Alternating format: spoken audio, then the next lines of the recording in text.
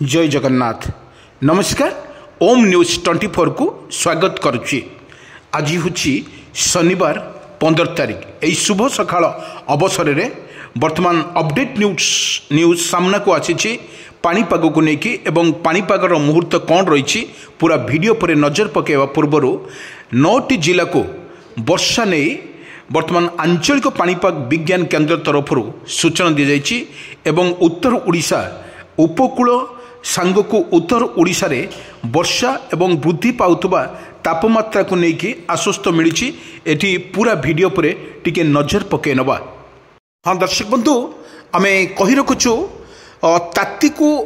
तातीरू मिलुची आश्वस्ति आउ 5 दिन परे वर्षा को लगी रहिबो एवं एठी जहाँ आकलन करा जाउची आंचलिक पाणीपाग विज्ञान केन्द्र द्वारा स्पष्ट कर दिया जाउची वर्तमान स्थिति रे उड़ीसा 3 दिन धरी वर्षा रे भिजिबो।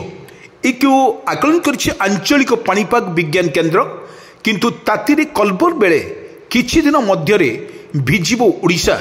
एने भुवनेश्वर आंचलिक पाणीपाग विज्ञान केन्द्र तरफ सूचना जारी करा जाइछि किंतु एठी देखा मिलूँ एवं बड़ कथा होउछि आउ 5 दिन परे वर्षिबो भुवनेश्वर आंचलिक पाणीपाग विज्ञान केन्द्र तरफ पूर्वानुमान करा जाइछि किंतु आसंता 19 रु 21 तारिख मध्य 19 रु 21 तारिख मध्य 9टी जिले में हाल्का रु मध्यम धरणर वर्षा संभावना रही। यही जिला गुड़िक को विशेषकर देखा गले जो आईएमडी पक्षरु बा भुवनेश्वर आंचलिक पाणीपाग विज्ञान केन्द्र तरफ जो दी जाइछि 9टी जिला को लेकिन वर्षा 9टी जिला को जो वर्षा अलर्ट करा जाइछि ताहा मध्यरु जगतसिंहपुर देखंतु केन्द्रापड़ा भद्रक बालेश्वर जाजपुर कटक ढेंकानाल केन्दुझर मयूरभंज वर्षा संभावना रही।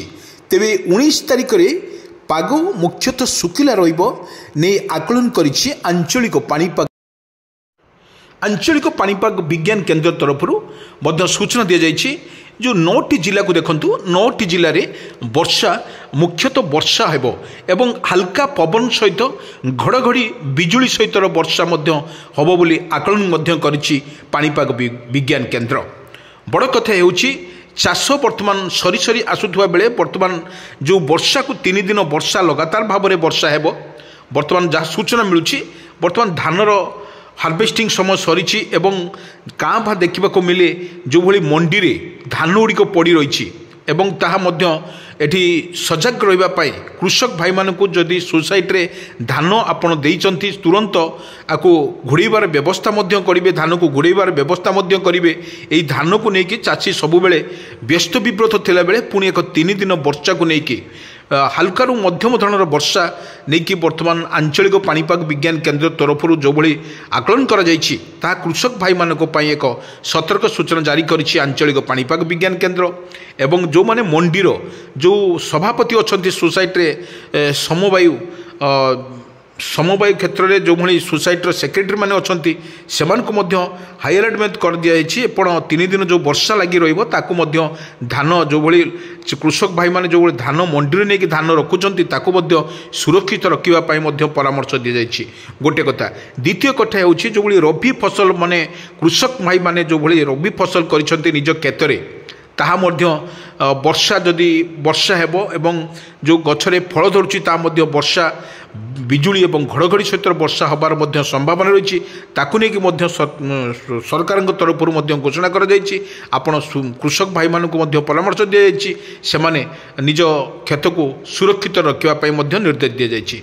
बड़ कथा होउछि जदि जो भली वर्षा लगी रहिबो 2 दिन आपण देखंतु 19 रु 21 तारिख पर्यंत वर्तमान जहाँ आंचलिक पाणीपाग विज्ञान केन्द्र तरफ जो सूचना दी जाइछि ताहा एठी वर्तमान वर्षा मध्य हेबो काँ देखले 19टी जिले में वर्षा हेबो। आपण देखंतु भद्रक बालेश्वर कटक पुरी एई गुड़िक अत्यंत अधिक वर्षा हवा नहीं आकलन मध्य करा जाइछि। आपण को आमे कहि रखुछु जो भली वर्षार रही परिमाण रोची आपण देखंतु वर्तमान प्रबल मात्रा खरा होउछि खरा हो सारा खरा होउछि खरा 10 खरा हो सारा ठीक 5टा बेलू को वर्तमान शीत हल्का शीत लगुच जोरे पवन बहुची शीत लगुच शीत गरम एवं यही भितर वर्षा हवा नहीं आकलन करिछि आंचलिक पाणीपाग विज्ञान केन्द्र।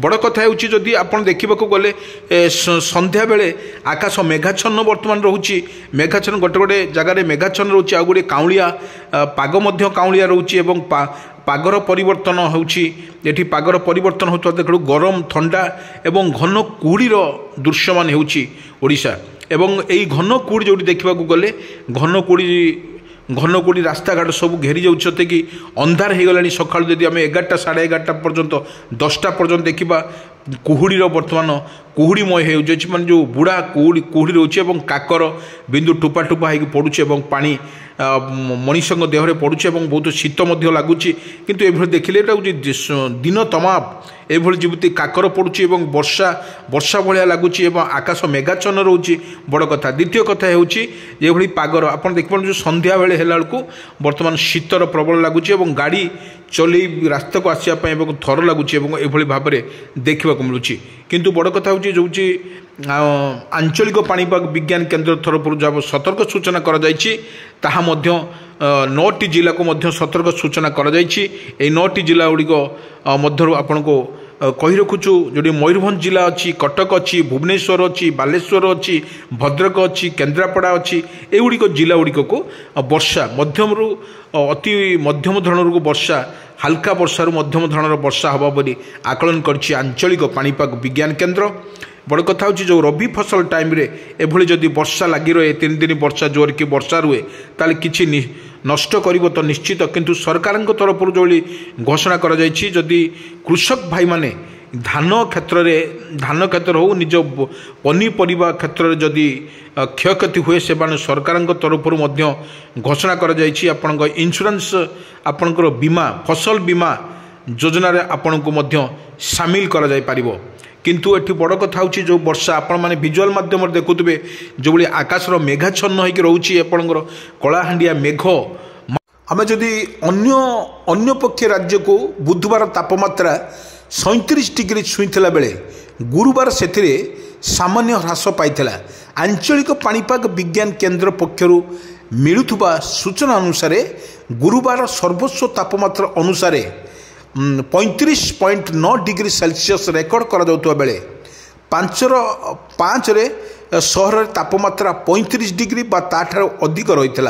सेहीपरि राउरकेला राज्य में सर्वनिम्न तापमात्रा 13 डिग्री रोला। तेबे आसंता 2 दिन मध्य तापमात्रा 2 ରୁ 3 डिग्री पर्यंत ह्रास पाइब नहीं पूर्वान करिछि आंचलिक पाणीपाग विज्ञान केन्द्र।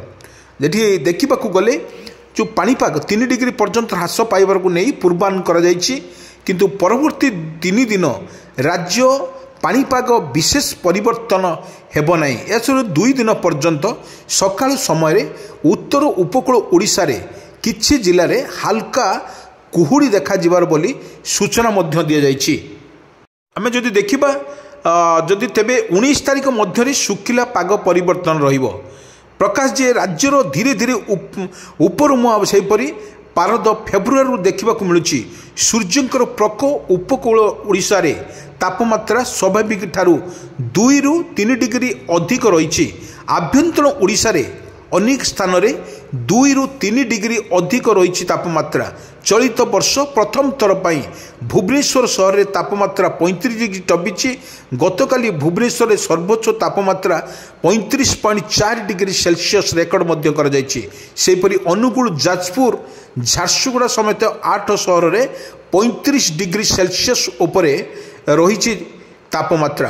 किंतु एठी बड़ कथा होछि अनुरूप भावे रातिर तापमात्रा सबुठारू अधिक रही।